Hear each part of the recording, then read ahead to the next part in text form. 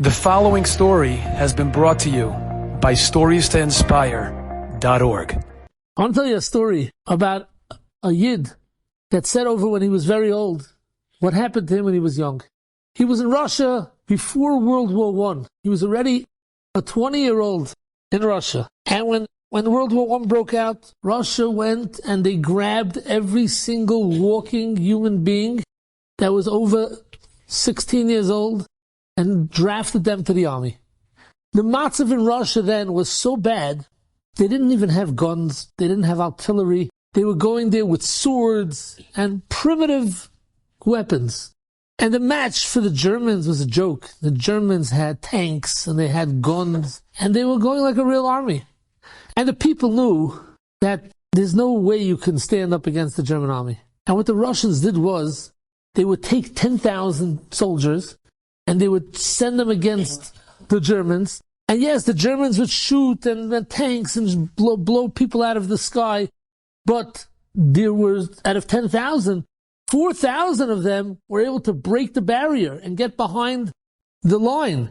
And then they would go and with knives and with swords and they would have hand-to-hand combat and kill them. This is how they fought a war. But the people that went, the chances of you coming out alive, very, very schwach.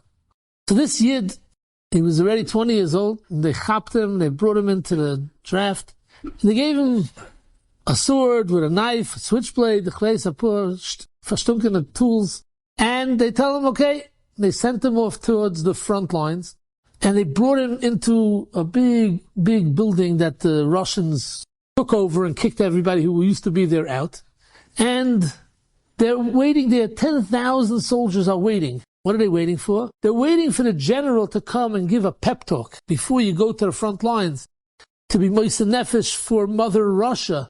They had to get a pep talk. And they're waiting and they're waiting and they're waiting. And the general's not coming.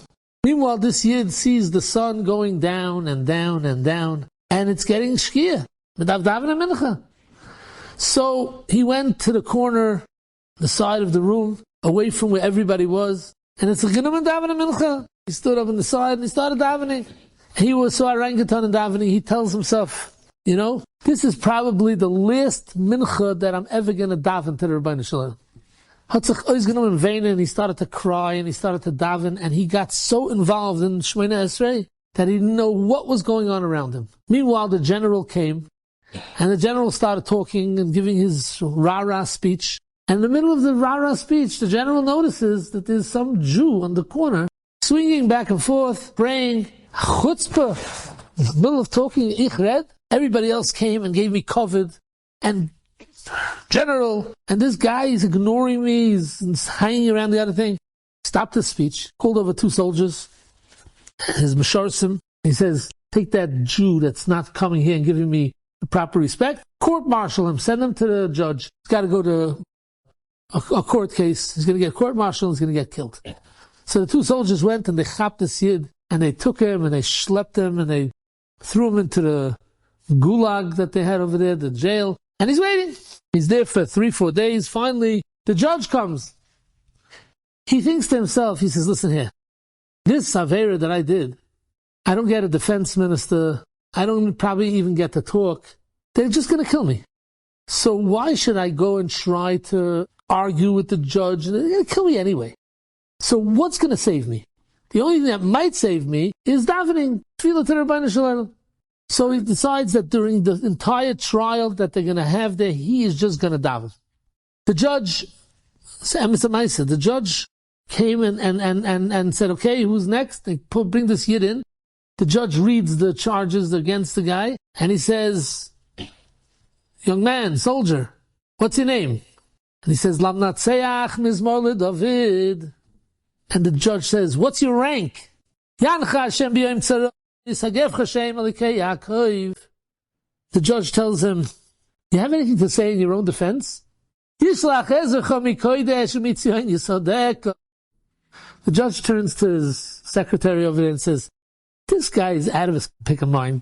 He's nuts. I don't know which doctor said that he's healthy enough to go to the army. Send him to the institution for Mishagoyim.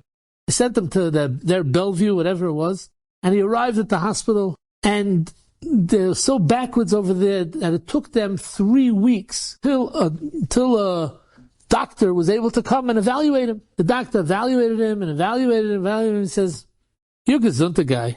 Get out of here." And he released him. And he went into hiding, and he hid till the end of the war, and he lived. Eventually moved to Eretz Yisrael, got married, he had kids, and he says he could say they're told over the story to the people in the shul and to his kids and his grandchildren, his great-grandchildren, and he always told them the story. And he says, "I want you to know something. When I was sitting and davening mincha, and they grabbed me, I thought that the mincha was the reason why I'm going to get killed now. Because I didn't give the proper cover to the general. And this mincha is causing me to get killed. But now I'm in my 90s, and I can tell you, the mincha that I davened caused me to stay alive. I did not become fodder for the German tanks. I did not have to go and fight hand-to-hand combat. I was saved. Why? Tefillah, davening. I went with the Rabbi Shalom, even though that it was scary and it was a Midas Hadin time, but I just went with the Rabbi Shalom. Davening, Tefillah, Tehillim. And Mamela, when you go with the Rabbi Shalom is the only one that could save us. The Rabbi Shalom is the Moshiach, and Mamela, he taka saved me, and that's the story of my life. And that's the lesson that if you, children, grandchildren, great-grandchildren, want to take from your Elta Zayda, this is the lesson that you should take. Enjoyed this story? Come again. Bring a friend. StoriesToInspire.org